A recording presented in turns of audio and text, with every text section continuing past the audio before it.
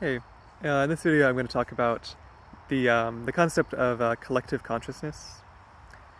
and I think the most common way people encounter this idea in like our modern culture is with the Carl Jung's this system of psychology,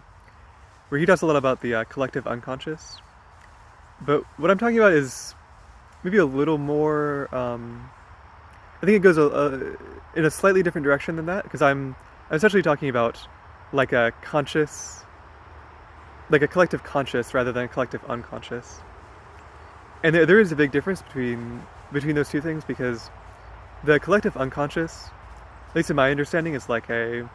kind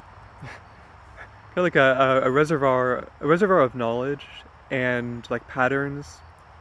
and he talks about archetypes and things like that. And the idea would be that if it's like a group consciousness, like in a like a community, or like for example like a group of like 10 people, the collective unconscious of those 10 people would essentially be like an inactive just like field of information that individuals could like they would access without knowing it, and would kind of like tap into this knowledge base that everyone has access to, and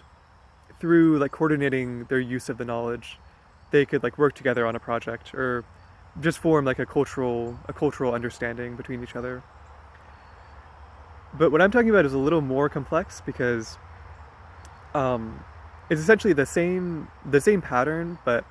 on like an active scale, where hypothetically the group of 10 people could form a collective consciousness that itself had some amount of awareness. And it's hard to say exactly how that would look, but it would essentially be a system where the individuals would be like conscious, conscious like actors in the environment. But alongside that, there would also be kind of the group think type of thing where there would be kind of like an unseen process of thought that would be going on in kind of like a purely mental plane, or I should say it's not purely mental, but like a sort of a plane of existence that doesn't present itself very easily, and would essentially form ideas that kind of were floating around in like a I don't know, just kind of like in a space disconnected from the physical world almost. And it would manifest as like the individual people would kind of think of ideas together, where like say they're working on a project and they both think of like two separate people think of the same idea of like using I don't know like solving a problem in a certain way. They would be able to think of the things at the same time, and they would feel like they were thinking of it individually, but because of the kind of the resonance that's formed by the collective consciousness, they would actually be thinking of it like together at the same time, using like essentially using each other's minds as like an extension of their own mind. So like each person in the group would have access to like all 10 brains worth of power, even though they would feel like they're using just their own brain, because like the active collective conscious would essentially be giving them access to all of the minds that are in the system. And yeah, this is a little like esoteric maybe, because it's the sort of thing that you don't like. It wouldn't be easily perceptible. You wouldn't realize that the sort of thing is happening. But I guess the reason I think it's useful to talk about this is because on some level I think this is like a phenomenon that happens, especially in like tight knit groups, or between people who like share a lot of emotional connection, or a lot of who like work together a lot and have a lot of like intellectual connection. And just by seeing it this way, you can uh, kind of like allow this thing to form more fully, and almost like see it as just like a byproduct of human interaction, and something that can essentially improve improve like the mental capabilities of everybody in the system. And and yeah, I think I'll just kind of leave it there for now. I don't think I understand this type of thing well enough to really to dive too much deeper into like the actual mechanisms that would be at play here, or whether this is even like a real thing that happens. But I'm trying to talk about a couple of examples of kind of this collective consciousness where you can see this type of thing happening in like a day-to-day life, or I think it's more noticeable in like large scale cultures and kind of like cultural movements and that sort of thing. We can see like one obvious thing is with like in the United States we have so many different cultures that get mixed together, and people with like all the different heritages and kind of cultural influences that are like active in like the previous generations of their family, but in like the present generation they're just like a part of the overall American culture. But you can see the people will have kind of like patterns of action, or I'm thinking of I was talking to someone yesterday about like psychedelic experiences where you'll see like very clear imagery of like certain cultures. Like one of the common ones is like the Mayan or Aztec cultures, because they have like a very distinctive art style. There's also, you know, things from like any religion or any just like large span or large scale culture that essentially has like a system of archetypes. Like Christianity has like all the angels and the, I don't know, just like the way like the Renaissance drawings and things like that. Or the Native American culture has a lot of like the shamanic spirit animals, or just like the way, you know, the way the Native Americans would have dressed in like the spiritual settings and stuff like that. And these are all like, I think they can be framed in terms of the collective unconscious, where these are essentially like these large like consciousness structures that are kind of sitting there inactive in some sort of mental space, and through like a spiritual experience or through kind of just like the long-term day-to-day life, you can like gradually tap into these things, and that kind of inactive reservoir can like slowly bubble up into your like day-to-day life. But I think when you kind of extend this idea to a collective consciousness rather than an unconscious, you can sort of attribute like a knowledge and like a direct experience to these fields of knowledge, or should like these fields of fields of information, like fields of it's almost like an archive of like the culture's knowledge or the religion's knowledge. And when you consider these things to be conscious and to have like a will of their own, it kind of flips the system from like the individuals within the culture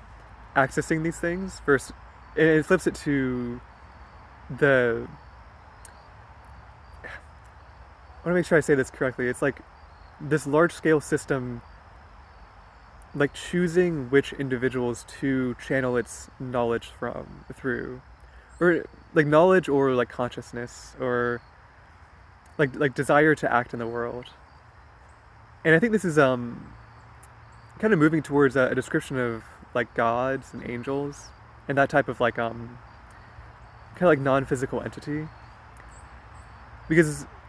in a way this collective consciousness that I'm talking about would essentially manifest as like a like an overarching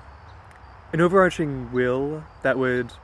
exist between like a large number of people, like depending on the system, like thousands of people or maybe hundreds of people or just a few people, and it would essentially exert like an intelligent influence on the world through like some sort of mechanism of consciousness where the individuals in the system would be receiving some type of like an insight or some type of knowledge that, depending on how conscious of it the individual was, they would either feel like, kind of like what I was saying before, they would feel like it was their own ideas or their own decisions. But I think if you're able to view this as like view this phenomenon as something that's separate from yourself, you can kind of understand what parts of your ideas are coming from you and what parts are actually channeling this type of higher consciousness. And obviously on some level all of this is kind of just like a arbitrary, like maybe all of it's just from collective consciousness. Maybe all of it's really just from your own personal knowledge. I don't know. I'm definitely not making any claims of this being like a real or like a, I don't know, scientifically provable phenomenon or something. But yeah, I think I'll pretty much sum it up there. That yeah, I think,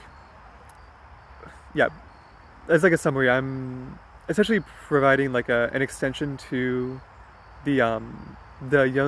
Jungian idea of the collective unconscious, and just, you know, putting out the idea that there could be an actual like active consciousness that occurs in this collective like mental field. And I mean, it makes sense on the level of, you know, our brains are just a lot of neurons that kind of have some sort of collective consciousness that, you know, to us as like egos in this world, we feel like our consciousness is like a single entity, even though it's actually composed of like millions and trillions of entities. And I think in the same way, the collective consciousness that I'm talking about would essentially be like a large mind that's built from either like a small group of people who are in close contact, and that would be like kind of like the short-term manifestation of it. But it could also be like the longer-term manifestation on like a larger scale within like a culture or a community, like a religious community or something like that. And it would essentially act as not just like the reservoir of knowledge that an unconscious would be, but an actual like consciousness that you could interact with actively, that would have like its own ideas about the world and its own like will to act upon the world. And yeah, this gets kind of I guess this kind of connects back to the some of the things I've talked about in the past of those like those concepts of like higher beings, like angels, gods, like entities and the higher densities, stuff like that. This is kind of a way of framing it in terms of kind of an existing Western psychology type of thing. And yeah, I think I'll probably talk about this later in future videos, because this is a pretty deep topic if you start talking about like ways that it can be used, or kind of examples of where this thing can be found in our normal experience.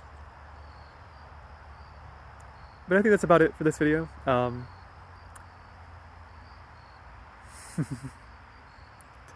It's so funny. The ending of the videos just feels so strange. Like I feel like I have like something more I should say about it. But yeah, I'll just leave it there. I guess like, comment, subscribe if you enjoyed, and yeah, see you in the next video. Peace.